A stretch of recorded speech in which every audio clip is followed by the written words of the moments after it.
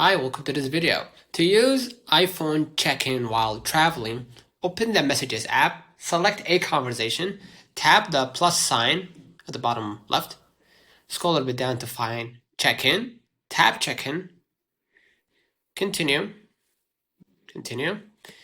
and choose either when I arrive or after a timer to automatically alert your contact if your trip stalls, right?